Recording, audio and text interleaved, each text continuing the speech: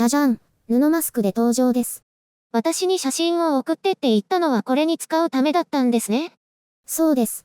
それほど正確に書いていませんけど、だいたい本物に似てるでしょ？ええ、可愛いです。好きです。ただ、時間かかりましたけどね。そっちのわけわからないデザインの方。こっちは猫を描いてコピーするだけだからすぐだったけど。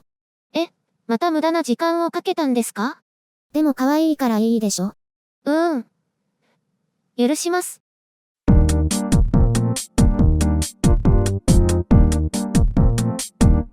世界のあちこちで爆発的な感染拡大が起こる中で、韓国へ避難しようとする世界各国の韓国人が押し寄せています。海外で仕事を失い、適切な医療を受けられそうにないという理由からだと韓国メディア KBS は報じています。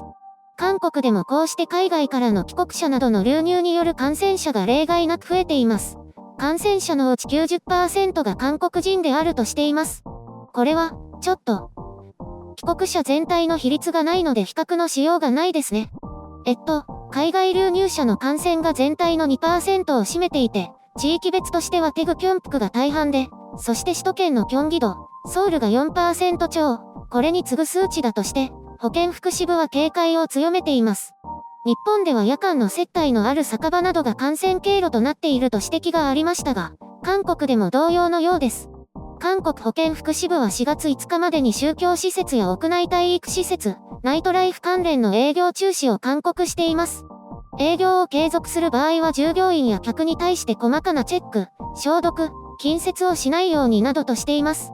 現時点ではおおむね7割から8割が休業していると朝鮮日報系の健康関連サイト、ヘルス朝鮮は報じています。中には 100% 安全や安全地帯と謳って営業を続けている店舗が多くあると報じています。韓国はこれまで当初のテグキョンプクでの大規模集団感染以外、大きな波及となる集団感染は起きていないようです。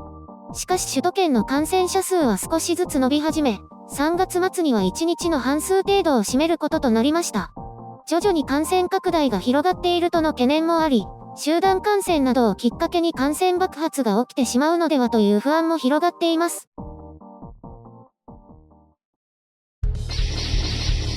編集所官。なんとか急激な感染拡大を防ぎ続け、世界から注目を浴びている韓国ですが、決して安心できる状態ではありません。医療崩壊を起こさずに耐えていることから世界からは安全地帯扱いをされることもありますが、未だ白氷の上にいることは変わりありません。徹底した検査と追跡調査を行って感染拡大を防ごうと試みていますが、首都圏でじりじりと感染が拡大しているのが現状です。先月末も首都圏の病院内で集団感染が発生し、予断を許さない状況が続いています。相変わらず宗教関連の集団感染も収まらず、先月末にソウル市内の教会で集団感染が発生し、30人を超える感染者が発生しています。韓国の非社会的になってまで行われる宗教活動は本当に問題です。これさえなければもっと感染を抑えることができたんでしょうけど。また、東京と同様に、ナイトビジネスが感染拡大防止を妨げているということは同じで、韓国としては各店舗により強い指導を行って感染拡大を食い止めようとしています。日本より強権の発動が可能な韓国ではより効果的な対策が打てるのかもしれません。東京都区部とソウル市は人口も面積もほぼ似通っていることから、韓国政府やメディアは東京の感染拡大に非常に注目しているようです。韓国を含め、海外メディアはオリンピックを意識して積極的検査が行われなかったのではないかと、延期決定前までの検査平均人数が100人以下だった日本の検査体制に疑念を持っています。東京での感染拡大がなければ、日本は韓国と同じようにひたすらしのぎ続ける体制を続けられたでしょう。病院や障害者施設の集団感染は仕方ないにしても、どうしてこのように拡大してしまったのか非常に悔やまれます。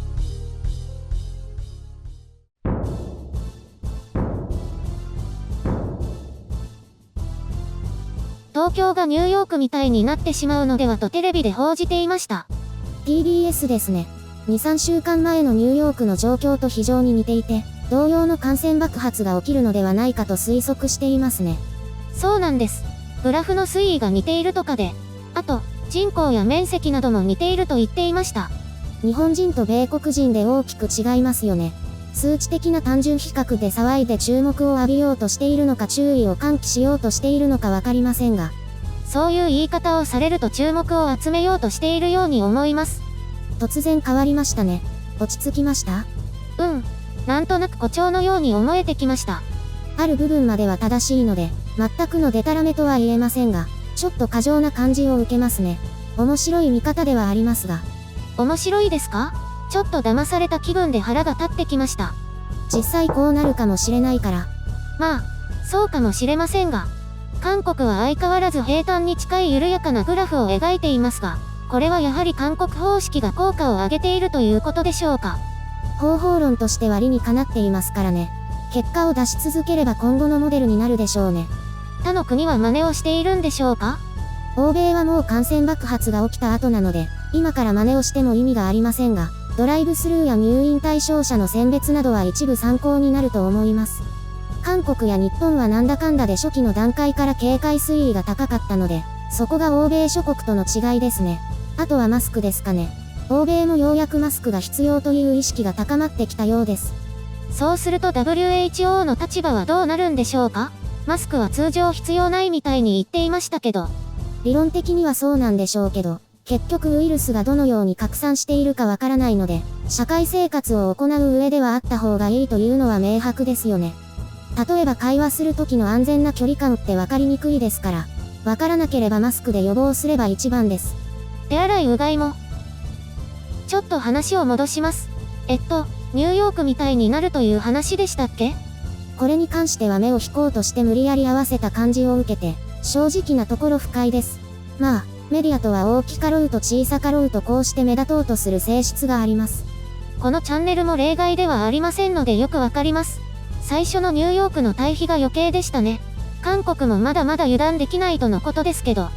韓国にとってはこの東京がどのように克服していくのかに注目しているでしょうね。都市の規模についてお話ししましたが、23区とソウルは本当にほぼ同じなので、強度の制限を行った時にどのようになるか、様々な課題や効果について知りたいと思います。先ほど話していましたけど、本当にあの宗教団体は致命的ですね。あれさえなければもっと抑えられていたんじゃないですか？でも最初のテグでの大規模集団感染が韓国中に恐怖を与え、対策の必要性を訴えたと思いますね。むしろあれがなかったら東京のように、突然の感染拡大を経験したかもしれません。時々そういう話をしていますよね。なんとなく納得しますけど。クルーズ船は完全に隔離された空間でしたし、北海道で感染が拡大した時恐怖感が増しましたけど、やはり北海道は北の端っこですし、あまりにも広い地域なので身に染みるものがなかったんでしょうね。やはり身近に感じて行動を改める事象が起きなければ、今回のようになってしまいますよ。じゃあ韓国はあの最初の宗教団体に感謝しなくちゃということですね。そういうことではないけど、誰も感謝しないでしょう。あんなへんてこな団体に。そうですね。では、韓国では日本のような感染拡大は起きますか？そんなこと聞く？わかんないですよ。体制だけを見ればその可能性は低そうですけど、本当に今回のウイルスは強力なので、何が起きてもおかしくないです。ソウルがニューヨークみたいになるかもということですか？普通に考えればないでしょうけど、本当に普通じゃないから、おまけにおかしな変異をしてウイルスが検出できなくなれば、検査キットに頼っている韓国でも感染拡大の恐れはありますよ。あくまで可能性の話なので、聞き流してもらって結構です。それじゃ最初の TBS と同じですね。まあうちも少しは面白いことを言って再生数を稼がないとね。でもあんまり面白くないね。根拠もないし。自分で言いますか？自分で言いますよ。TBS みたいに卑怯じゃないから。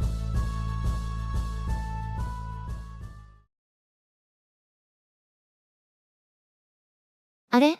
ここでもマスクをつけるんですか？この場合は距離が近いから注意喚起の意味を込めて。でもね、本当はこれ、顔を動かすのが面倒だからやりたくないんです。なので今回が最後かも。そうなんですか？せっかく時間をかけて可愛く描いたんだから使ってくださいよ。だから余計時間がかかるんだってば。